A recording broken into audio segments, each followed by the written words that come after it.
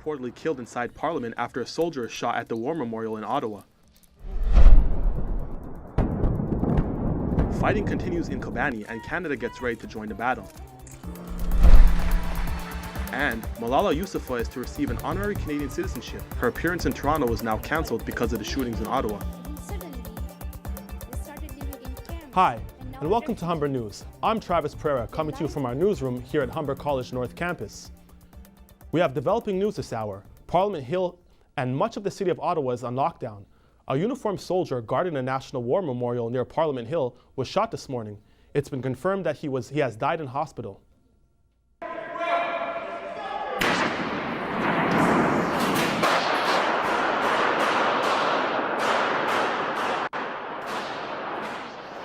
This video was shot by a Globe and Mail reporter inside the Parliament buildings before everything was locked down.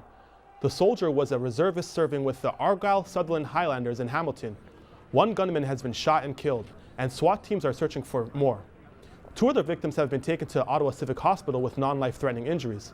The attack comes just one day after two soldiers were hit by a car, killing one on Monday. Military bases across the country have been closed. 6 Canadian CF-18 jets are on their way to join the U.S.-led coalition against the militant group ISIS.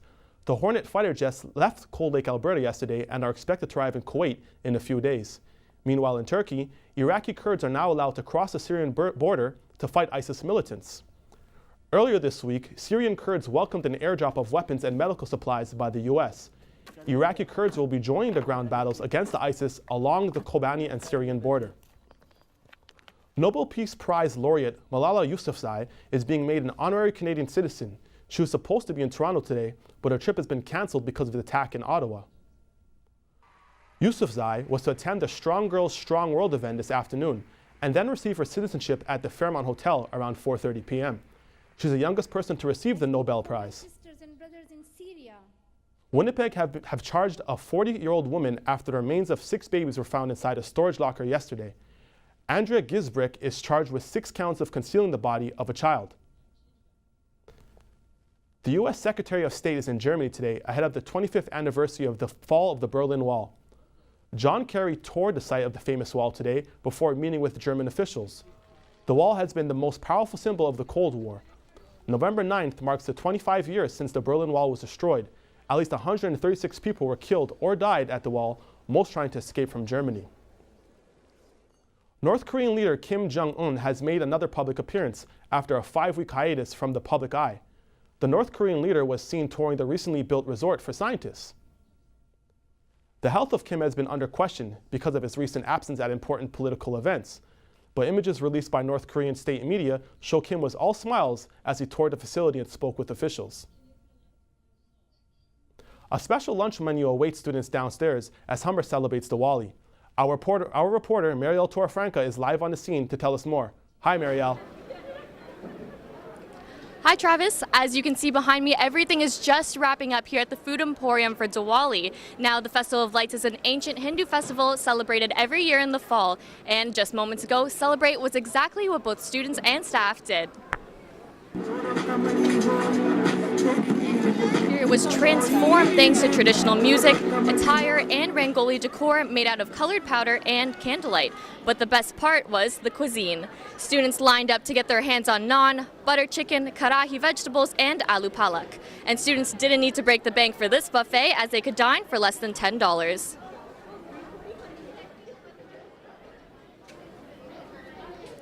I'm here with Executive Chef Jerome D'Souza, who cooked up all of this amazing food. Now tell me, Jerome, why is it important to bring Diwali to Humber?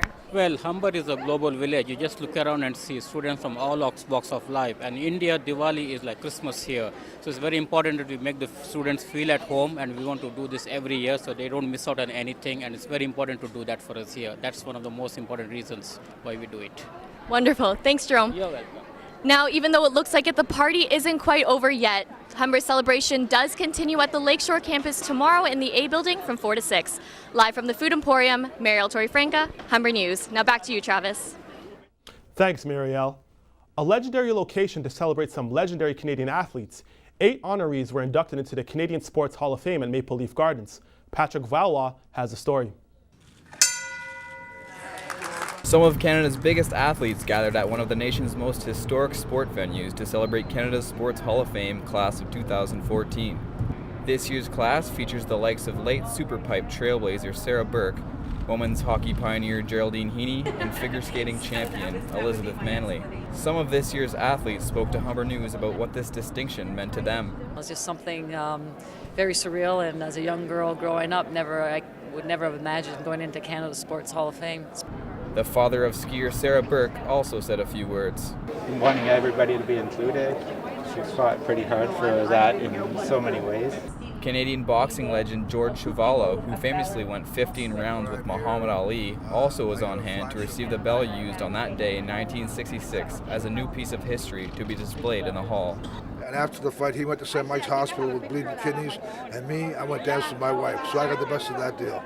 Olympic gold medal speed skater and Hall of Famer Katrina LeMay Doan spoke about the importance of the celebration of athletic achievement. And to be able to recognize sports and athletes for what they've done, whether it was just a few years ago or decades ago, that's very important because we're just talking about Canada's sport history and they have a part of it. LeMay Doan told me it's celebrations like this that help promote sports that Canadians don't get to see on TV every day. Now the celebrations continue tonight at 4:30 at a red carpet reception, followed by a celebratory dinner that's closed to the public. Patrick Valois, Humber News. When we come back, we'll tell you what's happening in the world of sports, and Adriana Jung will have your 3-day forecast. It's a little chilly right now with some scattered clouds and light wind, but we're in store for some nice weather. We'll be back after the break with your 3-day forecast. We'll have all your sports coming up after the break, but first, the President of Singapore got quite the royal welcome in London. Queen Elizabeth hosted a lavish dinner at Buckingham Palace in his honor. The President also got to meet Prince William and the Duchess of Cambridge, Kate. This was her first public appearance in 3 months since the announcement of her pregnancy. She has been suffering from acute morning sickness.